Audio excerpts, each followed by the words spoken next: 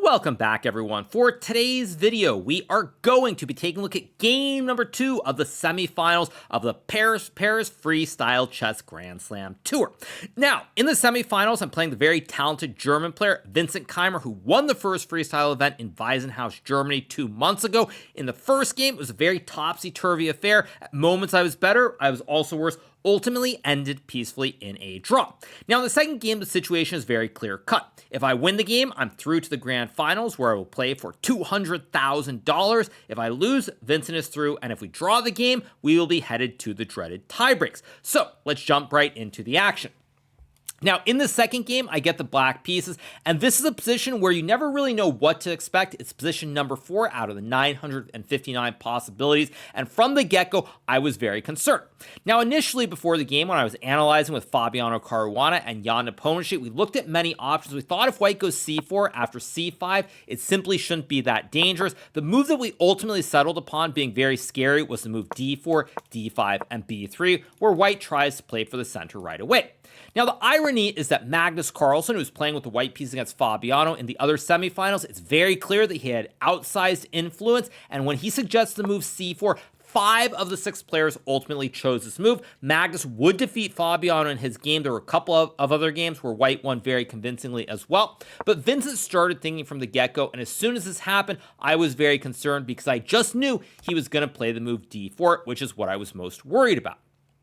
So I played d5. Vincent goes b3 here. The reason this is so hard to play is that white wants to go knight e3, attacking the pawn and playing for the center. So here I go knight d6. Vincent plays knight e3, attacking the juicer, and now I play the move b6 to guard the pawn. Now the computer here prefers the move b5, but the main reason I chose not to play this is that if white goes knight d3, suddenly there's Swiss cheese. I have this big weakness on c5. White can create a bastion, and it just looks very, very ugly. So I settled upon b6. We get c4, takes, and now my idea is to play c5, contesting the big white center. Now here Vincent decides to trade the pawn, and this is a move that I actually thought was a slight mistake already. I was much more concerned with the move d5, and I thought that after e6, if white plays h4, this could be a little bit scary. Now, of course, I can play h5, and it's not clear-cut. If white goes bishop b2, I have f6 cutting off the diagonal, but intuitively, I was a little bit concerned about this possibility. Ultimately, Vincent, after the game, mentioned the move he was concerned with was this move f5, I should say, sorry, d5, f5 here, because now I'm threatening to go f4, but the computer says after bishop b2, lining up the double A battery, rook to f7 and f4, white is much better here because white is going to go knight f3 and jump with the pony to either g5 or e5. So Vincent ends up taking. I take, and already here I was feeling pretty good about my chances because we have reached a bit of a position that's symmetrical. There's no big white center here. Pawns aren't going to get in the center, and I thought I was doing okay. So Vincent plays knight f3, and now I play the move f6. Now, those of you guys who've watched streamers, you probably have heard the famous saying that never push the f-pawn. I believe it's Grandmaster Benjamin Feingold, the Feingold himself, who has said that you should never push the f-pawn. Now, the reason I push the f-pawn here is that I have a very deep concept. Now, my plan here is to play f6 and e6. Let's say white goes h3, e6, and you look at these knights on f3 and e3. They simply are dominated by the pawns. None of these squares are available in the center of the board because the pawns prevent the knights from jumping. So when I went f6, I already thought I was fine. Computer here actually thinks that it's a little bit better for white, but it's already very hard to prove the advantage. Now here we get the move rook to d1, I play e6, and now I've achieved my setup. Now many players have made contributions to Fischer Random Chess already. I'll go back to the start to point out one contribution specifically, which is that the famous American Grandmaster and four-time United States chess champion, Fabiano Caruana, has tried to argue that the Slav structure where white gets the pawns on d4 and c5 versus c6 and d5 is simply better for white. Now this is one of Fabiano's contributions. Now in my case, one of the big contributions I've made is that I've tried to argue that when your opponent puts a knight in the center of the board with a pawn behind it, that if you can put a pawn on, say, e6 and blunt the force of the horse, this is simply a misplaced knight. Now, in this event, I haven't really been able to showcase this concept, but I have had some games in the past against Levon Aronian where this has happened. Another example of this would be something like, say white were to play the move knight d3 here, black can play d6, and again, the knight can't jump towards the center, and the knight is in the way of the d-pawn. So So back to the game. We get this position after rook d1, e6, and already here I was pretty happy because now I have a straightforward path to finishing my development. We get to move h4. I play h5, we get queen c3, and now I go queen c6. Now, one of the dangers in Fischer Random is that if you do have a queen in the corner, you want to be able to bring it into the action very early. And now my queen is fine. It can come to a6 or a4. I can finish the development of the b's. And already here, I thought I had a pretty acceptable position. So we get bishop a3. Now I go bishop c7 here. The reason behind this move is that if I play knight f7, I was afraid that Vincent would play queen to a5 here, putting massive pressure on the pawn on c5 while creating the right triangle. So I go bishop c7 to stop the move queen to a5. Now we get castles, and here I play the move knight f7. Now at this point in the game, Vincent plays bishop c2, I go bishop b7, and already here I think people can see what is happening, which is that my intention is to not castle the king to the king side. I want to castle my king to the queen side and start attacking with the diagonals and the ponies and just going for glory. Vincent plays bishop b2, and now I decide to castle queenside here, and at this point, I was already feeling really good about my chances. You might think that there's an open b file, which could be dangerous, but ultimately, white just doesn't have any threats here. If white could manage to get the pawn to a5 and play something like rook b1, maybe white can argue that there are chances, but this is going to take a lot of time here, and additionally, you'll notice that I have my b's and the AA battery on this diagonal, so white has to deal with ideas like g5 and g4 immediately. So Vincent goes queen a3. I play bishop b6, bishop c3, and now I play the move queen c7. Now this move is not necessary. I could have followed through with this plan that I would show later in the game of knight h6, but ultimately I was afraid that Vincent would be able to trade some pieces here, like trade the bishops and do something like a rook b1 here. And apparently black is just winning here, I guess, in this position if white goes rook b1, because you can trade and win the pawn on c4. But really, conceptually, I didn't want to allow Vincent to have any counterplay on the b or the a files. So that is why here I played the move queen c7, stopping bishop a5, and the big issue for white here is that white can't attack. If you go rook b1, I still can play knight h6, and you can't really make use of this file. Now, if white could magically get this pawn to a4, for example, and push a5, or even get queen a3, now there are serious threats, but this will take a lot of time. So Vincent plays knight d2, and now I go knight to h6 here with this idea of jumping to g4. Vincent plays rook e1, I go knight g4, and now we get to move knight df1. Now, I wasn't sure in this position whether to play knight g4 or knight f5. Knight f5 was my initial idea, but after takes, if white goes knight f3 here, I didn't really see a way to break through. It looks like black should be better. You've got a knight hitting the pawn, bishop hitting the knight, but you can't really play g5 because then you will hang the pawn on f6. And if you trade the bishop for the knight here, honestly, if anybody is better in this position, it's probably white with the wooden shield and the queen coming to a6 and this king being under fire immediately.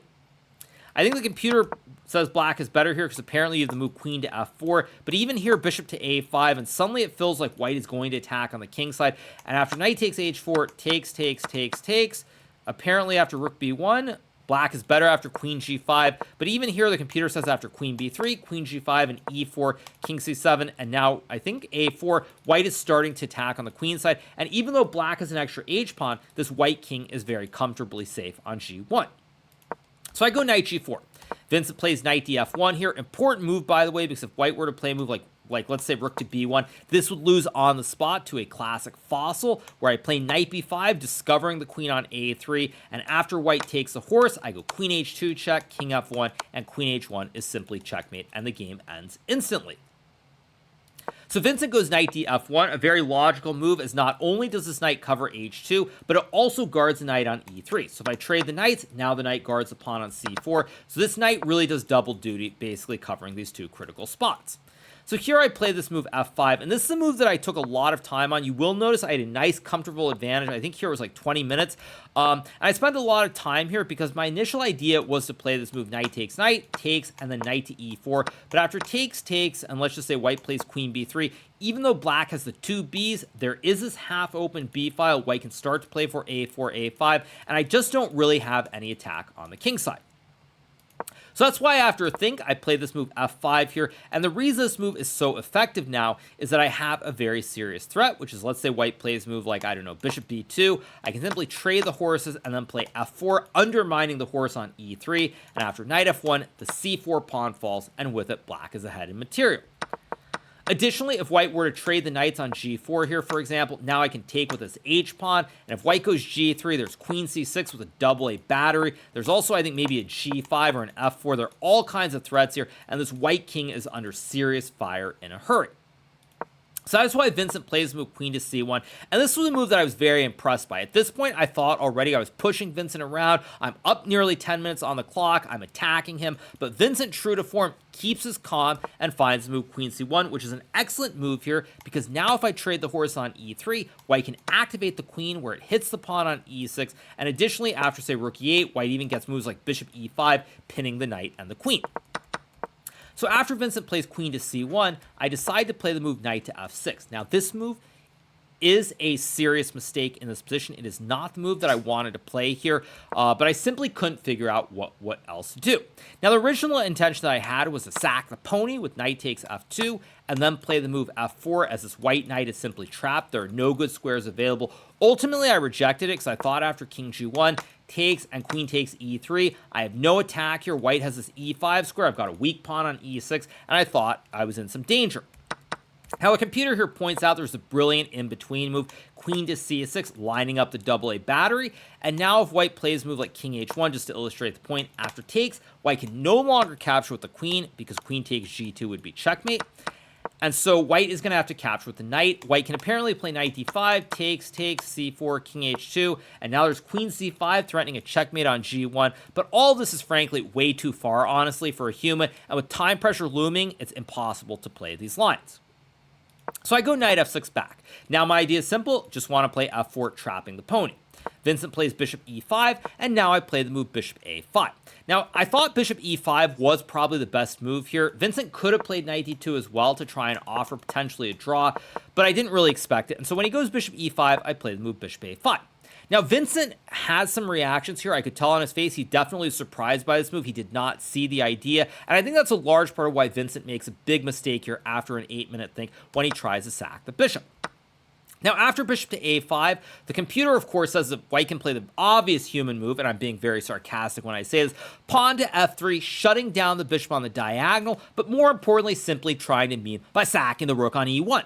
And the reason this is apparently good for white is after takes, king b8, white can play knight d2, king e8, knight b3, and even though white is down a bishop for a rook, this great wooden shield in the middle of the board combined with no kingside attack and ideas like queen to a3 means that white has sufficient compensation.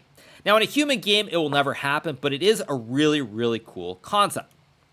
Now, Vincent here plays the move bishop takes f5. It was very clear that if you don't see the move f3, the only logical idea besides knight d2, which allows knight g4, is to trade everything off on d6. But now after rook to d1 and queen e5, black has the two Bs here. I'm lining up the double A battery on both these diagonals, and it simply looks horrible to play for white. And also, white will have no chances to ever win the game. So that's why Vincent goes for the Desperado. He sacks the B on f5. I take, and now we get rook takes knight on d6. Now, if white were to play knight takes f5, this would lose on the spot, because after bishop takes rook, let's say white plays bishop takes d6, I can play bishop takes f2, discovering the king on g1. If white takes, I have knight e4, forking the bishop and the king, and now I'm simply ahead by one rook at the end of this trade. So Vincent plays the move rook takes knight, I play bishop takes rook. This was a tough spot too for me because I wasn't sure what the best solution was, but ultimately I go for this, we get the trade, and now Vincent captures the bishop. Now another line that I considered at the start here was to take the rook, takes, go king b8, takes, and rook a g8, but after bishop takes d6, rook d6, and bishop f5, white has two pawns on the king side. You have these 4 pawns versus the 2, and without a pawn on the f file or the d file, I can never dislodge this knight. Now what I mean by that is if I could take this pawn and put it on f4, for example, or on d4, I could remove this pony, but you'll notice I have no pawns, so these knights are simply glued to f1 and e3 forever. So that's why ultimately I went for this other variation where we get this position, bishop f4, g6, because even though white has a bishop and a pawn for the rook, I do have an f-pawn which will go to f4 if possible. Now initially I was a little bit concerned about this because with the opposite color Bs, I can never remove this bishop from f4 on the diagonal, but what I realized is that white has a bigger problem, which is that these knights can never really move either. So Vincent goes f3 here, trying to shut the door on the bishop on the diagonal, and now I play the move rook to e6, a logical move as I will potentially protect this pawn on g6 down the road. I can also set up a double stack, but also the rook can start swinging to the queen side to try and take the open lanes, or open files, I should say.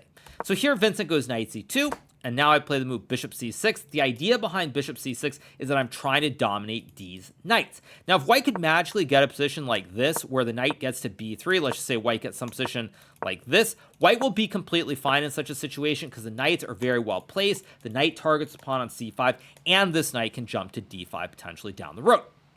So when I go bishop c6, my idea is to put the bishop on a4, tickle this knight, and either force it back to e3 or go to a very, very bad square on the edge of the board. For example, say white plays, I don't know, king h2, bishop a4, the knight will have to go back to e3 or go to a1 where it's dominated again by the bishop, for example. The queen is very active as well. So really what this comes down to is a situation where I'm trying to play against these knights, and if I can box in these knights, I should win the game. So Vincent plays queen b1. Now this move is a serious mistake here from Vincent. Apparently after knight fe3, bishop a4, and king f2, white is only very slightly worse here. But frankly, this is not natural. A, because I can move the knight and hit the pawn on h4, but also because this allows me to trade off the bishop for the knight. Now when you look at this position conceptually as a strong player, you're thinking that this bishop is a bad piece because it has no activity. So that's why you're never going to aim for such structures. So we get queen b1. Now this allows me to play knight d7, stopping the check idea on queen b8, but also I'm attacking the pawn on e2 and the pawn on h4 at the same time. So Vincent goes queen e1 back, trying to guard both the pawns, and now I play the move king b7. We get knight e3, and now I go knight to b6 here, activating the knight where it pressures the pawn on c4. My queen now is on the open lane. It hits the pawn on h4, rook on e6 well placed, knight perfectly placed, and now the last piece that I need to activate is the bishop and put it on a4. So Vincent goes queen to f2. I play the move king a8. Now the reason I played this move is that initially I wanted to go bishop a4, but after knight e1, queen d4, and knight d3 here, you'll notice that I can't take the juicer on c4 because after the trade, white takes the pawn, forking the king, the bishop, and the rook. So I go king to a8, same idea, bishop a4, but knight takes c5 will never be a check any longer. So we get the move king to f1. Now I play bishop to a4 here. I could have played queen to d2 as well, but after knight to e1, I just wasn't sure where the win was. Apparently takes knight d3 and queen a1 is good enough, but without being 100% sure, it's very hard to walk into all kinds of fossils in such a situation. So I play the human move. I go bishop to a4, attacking the horse. We get knight to e1, and now I play the move queen d4. Now you will notice that here I spent a lot of time, nearly 5 minutes, on the bishop a4 move because I actually spent most of my time calculating this move knight to d5 within the sequence. And after takes, rook a6, white can play knight d3, and after bishop b5, knight c5, takes d6, or not d6, sorry. After d6 here, rook takes a2, knight c5, rook takes e2, king g1. I thought that a5, d7, takes, and then rook c2 was simply winning. I wasn't 100% sure, but with the wide peepos passing up the board here, I assumed it was good enough. Now that's why I spent 5 minutes before playing this move. Bishop to a4 was calculating that line, but then Vincent played the other line, which I had looked at for all of 5 seconds, and I thought was winning with the move knight to d3. So now I take c4, takes, queen c5, and here I make a surprising mistake with the move bishop b5. Now I initially thought that I would trade the queens and play the move rook c6, attacking the horse, because after knight takes bishop, there's rook c4, attacking both the bishop and the knight, and winning the game. But ultimately, after bishop to e3, bishop b5, and a move like king to f2, bishop c4, a3, I wasn't 100% sure if this was winning on the spot. Now computer says after rook d6, king e1, and rook b6, the rook probably gets in here from behind and I win the game, but without knowing, I thought that bishop b5 was simply a cleaner solution because I didn't think white could move the queen. But the computer here says that white can play the move queen to a3, and after queen c2, white can go king g1, running the king to safety on h2, and with all the threats towards this black king, it's actually not that easy. In fact, black's not even winning here in this position. Now, Vincent let his time run all the way down to 2 seconds before playing this move bishop e3, which loses on the spot. No doubt he thought that after queen to a3, something like queen c2 or queen a4 would win the game, so it's very understandable, but bishop e3 does simply lose. The reason this loses is because now I trade the queens, and there's a very important move, rook to c6, attacking the bishop, because if white doesn't move the juicer, king f2, for example, I remove the defender, the knight on d3, and after takes, GG, why not? So Vincent plays the move bishop e7, and now I trade. I go rook c1 check, king f2, rook c2, checking the king and setting up the classic kebab on the 7th. We get king g3, rook takes a2, and here Vincent resigns the game because if he tries king f4, I can take the pawn on g2. If he pushes d4, quite simply, I bring the king closer, stop the d pawn, and now my a pawn is rushing up the a file. I'm pushing my p, and white will have no way to stop it. So after rook takes a2, I get a huge win against Vincent. This means that with the victory in the second semifinal game, I now advance to the grand final where I will play against the 5-time world champion Magnus Carlsen for a shot at the grand prize of $200,000. So a very, very good game today for me. Perhaps there were some errors, but I thought I played pretty well throughout the game. I move on, feeling pretty good, but tomorrow the finals will begin. It will be the exact same format as the semifinals. 2 games of classical chess with 90 minutes plus 30-second increments, 1 game with white, 1 game with black. If it's tied, we go to tiebreakers. So the show continues tomorrow with the grand finals where I play against Magnus. Really looking forward to it. At any rate, it's going to be a lot of fun to face off against someone that I played so many times in both regular chess as well as Fischer Random. So just looking forward to it. So on that note, I hope you guys have enjoyed this recap from the second game of the semifinal match of the Paris Freestyle Chess Grand Slam Tour. If you are not already subscribed to the channel, make sure that you smash that subscribe button below, and we'll be back with a recap after game number 1 tomorrow against Magnus in the El Clasico match. Hope you guys enjoyed it. Have a great rest of your day, and I'll see you very soon. Have a good one. Bye.